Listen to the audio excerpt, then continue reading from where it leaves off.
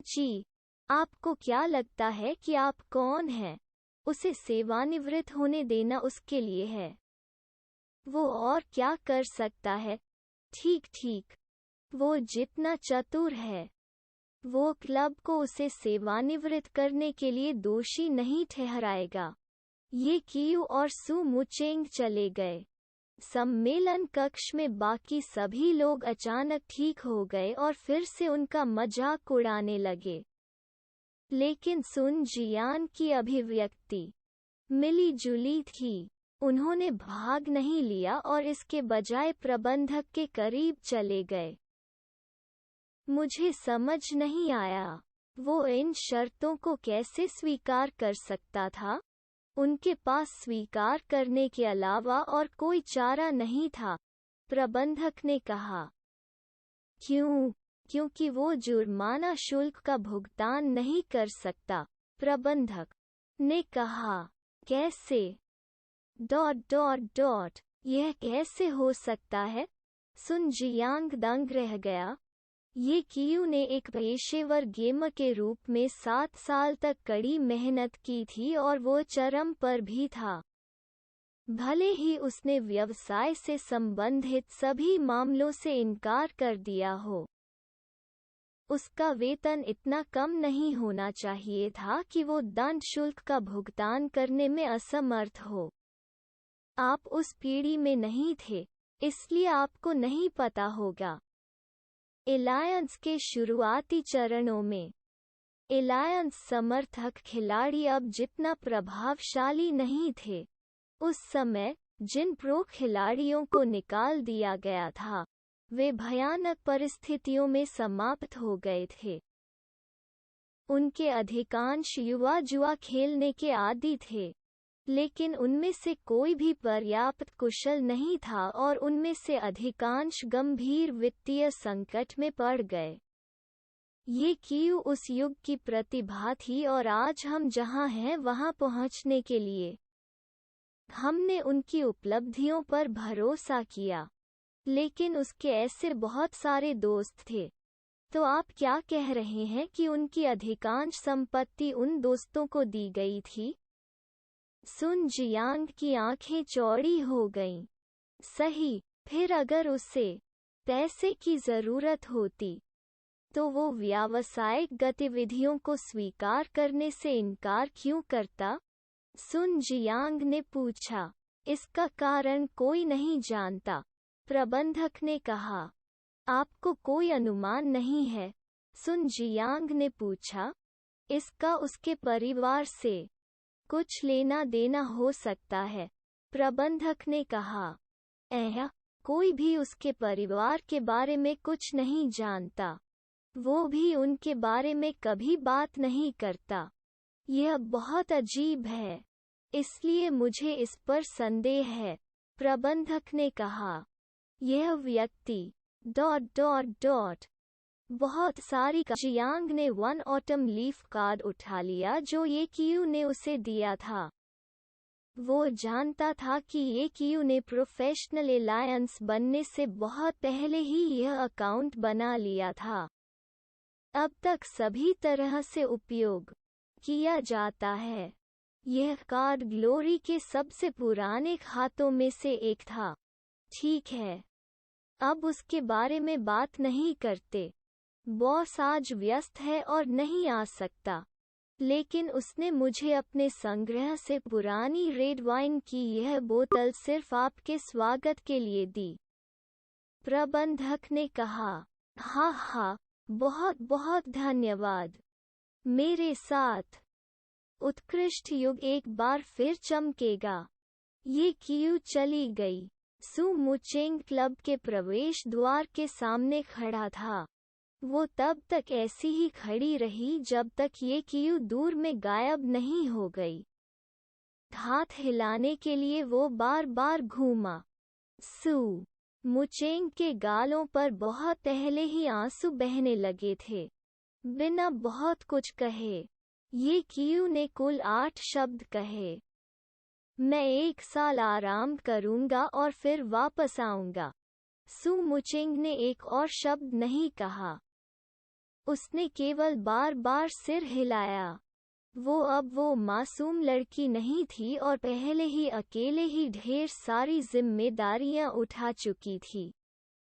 बर्फ के टुकड़े हवा में तैरने लगे। यह सर्दी बहुत ठंडी थी। बर्फ गिर रही है। जब ये कियू ने क्लब छोड़ा तो उसने अगले कदम के बारे में नहीं सोचा था। इतने वर्षों तक जीवन शैली के आदी हो जाने के बाद वो अभी तक अचानक परिवर्तन के अनुकूल नहीं हुआ था। वो ऐसे ही चलना चाहता था जब तक कि उसके विचार साफ नहीं हो गए। कौन जानता था कि मौसम उसे यह मौका नहीं देगा। इस समय बर्फ अधिक गिरने लगी और समय बीतने के साथ और अधिक गिरती गई। उड़ते हुए बर्फ के टुकड़े तेजी से उसके कंधों पर आ गए। उसके सिर पर आइकल्स भी बन गए। अगर उसने आश्रय नहीं लिया तो वो मर जाएगा। ये कियू ने बाएं और दाएं चारों ओर देखा और सड़क के किनारे एक इंटरनेट कैफे देखा। देर रात तक भी बत्तियां चमकीली थीं और वो एक ही बार में उसकी ओर लपका। इंटरनेट कैफे अच्छा और गर्म था। ये कियू फूट पड़ा और अपने शरीर से बर्फ के टुकड़े हटा दिए और रिसेप्शन डेस्क पर चला गया। क्षेत्र 3 संख्या 47। रिसेप्शन डेस्क पर मौजूद युवती ने उसे एक खुले कंप्यूटर की सूचना दी। उसने जल्द ही कंप्यूटर को बूट करने के लिए एक आईडी कार्ड सौंप दिया, यह देखने के लिए कि वो पहले ही जा चुका है। इस पर युवती ने हंगामा नहीं किया। जाहिर तौर पर इस तरह का मामला अक्सर होता था। उसने चुपचाप यह जानते हुए आईडी कार्ड हटा दिया कि उसे इसे लेने के लिए वापस आना होगा। क्षेत्र 3 संख्या 47। ये कियू ने खोज के संकेतों का अनुसरण किया। यह इंटरनेट कैफे छोटा नहीं था। बहुत सारे कंप्यूटर थे और एक दूसरी मंजिल भी थी। क्षेत्र 3। ये कियू ने छत पर क्षेत्र संख्या देखी।